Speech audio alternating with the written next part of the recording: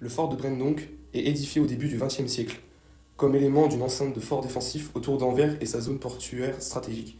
Du 1er au 8 octobre 1914, il est bombardé par les Allemands qui l'assiègent. Il est le dernier fort autour d'Anvers à capituler. La ville tombe ensuite aux mains des Allemands. Pendant l'entre-deux-guerres, le fort conserve sa fonction de quartier militaire. Lorsqu'éclate la Seconde Guerre mondiale, le roi Léopold III s'y installe du 9 au 18 mai 1940.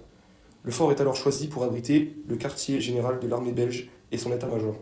C'est au cours de la Seconde Guerre mondiale que le fort de Brendonck acquiert sa sinistre réputation. L'occupant allemand y établit un centre de détention, Auflager, essentiellement réservé aux prisonniers politiques. Entre septembre 1940 et août 1944, la SIPO-SD, la police des SS, y enferme quelques 3600 personnes d'une vingtaine de nationalités différentes. Au cours de la première année de l'occupation, environ la moitié des prisonniers sont juifs. En 1942, la plupart d'entre eux quitteront Brendonck pour la caserne d'Ossin de Malines, que les Allemands utilisent alors comme camp de regroupement, Sammlager, et d'où ils déporteront des Juifs, des Roms et des Sintés vers les camps de concentration. Le régime qui sévit à Brendonck est extrêmement dur. Dès leur arrivée, les prisonniers sont soumis à des humiliations, battus, contraints à des travaux forcés, mal nourris et torturés. La faible taille du camp joue en leur défaveur. Le nombre de prisonniers ne dépasse jamais 600 à 700 personnes. Il est impossible d'échapper à la vigilance des gardiens allemands ou flamands ou de se fondre dans la masse, comme dans les camps plus grands. Au fil du temps, de nombreux prisonniers de Brendonck seront déportés vers d'autres camps. Auschwitz, Buchenwald, Dora, Mottenhausen, Sachsenhausen, Vught. Brendonck devient alors un camp de transit, Jürgenslager, destiné à l'internement temporaire d'éléments hostiles au Reich, Reichsfeindliche Elementen, avant leur déportation à l'étranger. Seule la moitié des prisonniers survivra à la guerre. À Brendonck, 101 mourront de malnutrition, de sévices et d'épuisement. Quelques centaines seront pendus ou fusillés, la plupart comme otages.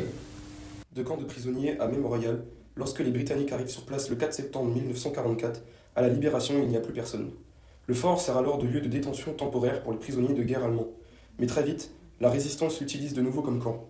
Dans les semaines qui suivent, elles y enferment environ 750 personnes qu'elles soupçonnent de collaboration. Pendant cette période, appelée Brendonck II, des exactions seront également commises le 11 octobre 1944. Brendonck est évacué. Les derniers inciviques sont transférés à Malines et le fort de Brendonck devient une prison officielle de l'État belge. Elle fermera définitivement ses portes le 17 juin 1947. Dans l'immédiat d'après-guerre, des voix s'élèvent pour ériger l'endroit en musée, lieu de pèlerinage ou monument.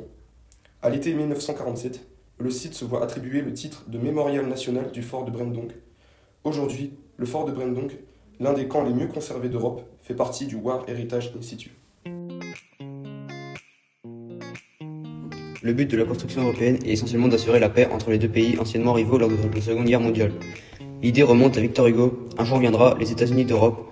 Dans son discours d'ouverture du Congrès international de la paix à Paris le 21 août 1849, Victor Hugo, qui est le président, se montre un visionnaire sur la nécessité d'une Europe unie qu'il appelle de ses vœux, un siècle avant que ne s'amorce la construction européenne.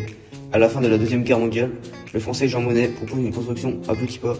Les Allemands et les Français doivent produire et commercialiser leur charbon et leur acier. C'était des produits importants pour la construction de l'Europe. Le ministre des Affaires étrangères français Robert Schuman fait un discours le 9 mai 1950 propose officiellement la mise en commun des ressources en charbon et en acier de la France et de l'Allemagne dans une organisation ouverte aux autres pays de l'Europe. C'est la Communauté européenne du charbon et de l'acier, qu'on appellera la CECA. Elle fut mise en vigueur le 23 juillet 1952. Son objectif, favoriser la coopération économique et prévenir les conflits entre les nations européennes. Elle est signée par 6 pays européens, Allemagne, Belgique, France, Italie, Luxembourg, Pays-Bas. Le marché commun du charbon commence le 10 février 1953 et celui de l'acier le 1er mai de la même année. CECA prend fin le 23 juillet 2002, 50 ans après comme prévu. C'est considéré comme le fondement de la construction européenne. Le traité de Rome, considéré comme l'acte de naissance de la grande famille européenne, est signé le 25 mars 1957. Il comprend la création de la communauté économique européenne. Le CEE est signé par la France, l'Allemagne, l'Italie et le Benelux, dans le but de créer un marché commun et assurer les échanges commerciaux et l'industrie. Les signataires déclarent être déterminés à établir les fondements d'une union sans cesse plus étroite entre les peuples européens. C'est aussi la création d'un marché commun, l'abolition des droits de douane, l'élaboration de la PACTE, la naissance du Fonds social européen et de la Banque européenne L'Euratom favorise le partage des connaissances, des infrastructures et des financements nucléaires. L'espace Schengen est un espace unique en matière de voyages internationaux et de contrôle frontalier, où le franchissement des frontières intérieures s'effectue librement, sans passeport, sans contrôle. Le fonctionnement de l'Europe. Dans le vote des lois, il y a 4 institutions. La Commission européenne, le Parlement européen, le Conseil de l'Union européenne et le Conseil européen. Il y a 2 organes de consultation, le Comité européen et le Comité économique et social européen. Le Conseil européen est composé de 27 chefs d'État et de gouvernement qui impulsent les grandes orientations de l'Union européenne et tranchent les questions non résolues du Conseil des ministres. La Commission européenne, qui comporte 27 fonctionnaires, propose le budget et la majorité des lois européennes et il propose même des lois. Le Conseil de l'Union européenne, qui comporte 27 ministres, vote le budget et la majorité des lois européennes. Le Parlement européen est constitué de 705 députés qui votent les lois et les budgets et en plus peut censurer la Commission et il élit son président et approuve les commissaires européens. Le Parlement européen est divisé en plusieurs parties. Nous avons tout d'abord les groupes politiques, il y en a 8 au total. Ce sont des groupes de minimum 23 membres, avec chacun un président, un bureau et un secrétariat. Ils décident de la création de la commission et des délégations parlementaires. Ils déposent des amendements avant chaque séance plénière. Les membres du Parlement européen sont élus depuis 1979 au suffrage universel pour 5 ans. Ils sont basés sur le principe de proportionnalité dégressive, c'est-à-dire qu'un membre d'un gros pays représente plus de personnes qu'un membre d'un petit pays. 40% des membres du Parlement européen sont des femmes. Et pour finir, nous avons le président. Il dirige les séances plénières et veille au respect du règlement. Il est élu pour 2 ans. Actuellement, la présidente du Parlement européen est Roberta Metsola. Nous avons ensuite la partie qui regroupe les commissions. Il y a au total 20 commissions parlementaires de 25 à 90 membres.